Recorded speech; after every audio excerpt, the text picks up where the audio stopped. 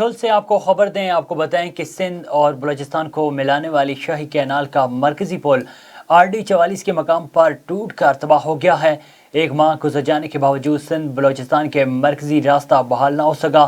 سندھ اور بلوچستان کو ملانے والا پل ٹوٹنے سے بلوچستان اور سندھ کے کئی شہر جس میں جیکو آباد، سکھر، لاڑکانہ، کوئٹہ، ڈیرہ مراد جمالی، سوت پور اور ڈیرہ بگٹی کا رابطہ منقطع ہو گیا۔